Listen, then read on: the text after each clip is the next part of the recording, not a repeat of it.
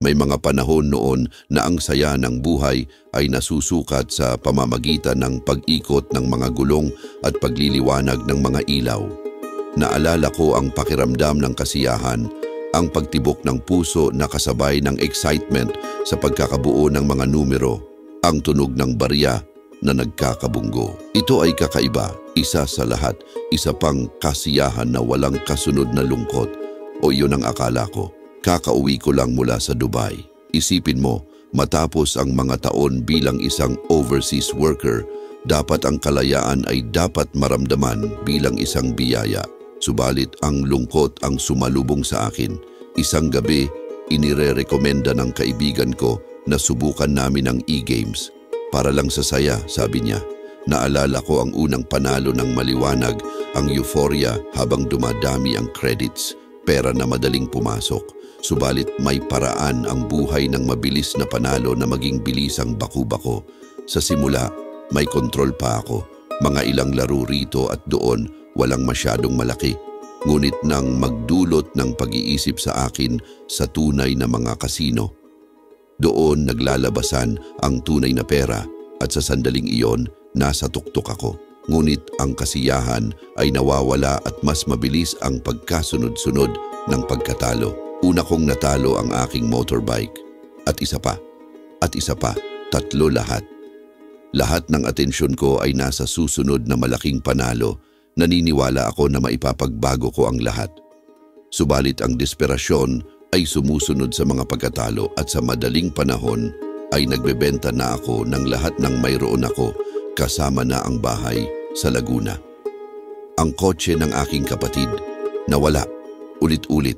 Ang mga taong pinakamalapit sa akin, yaong dapat sana ay aking tibay, hindi nila kaya akong tingnan na sirain ang aking sarili. Ang aking asawa, tawagin na nating si Maria, nanatili, ngunit pareho kaming nawawala sa kalituhan upang mahanap ang isa't isa ulit. Ang aking ina at mga kapatid kailangang umalis. Wala silang ibang pagpipilian. Bukas ay 3 taon na ako mula nang maging malinis at walang alak. 3 taon mula sa pinakamababang pagtitikim ng kalungkot kong kaarawan kung saan ang tanging regalo ay ang kaligtasan mula sa aking kapatid na nagbabayad ng aking utang at nagbibigay sa akin ng isa pang pagkakataon upang huminga. Ito ay isang sandali ng pag-iisip. Ilaw sa kadiliman na halos tinanggap ko na bilang normal.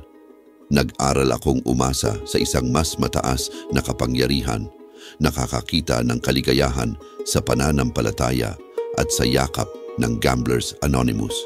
Sa bawat pagpupulong, natuklasan ko ang mga landas palabas ng maze na aking nilikha para sa aking sarili.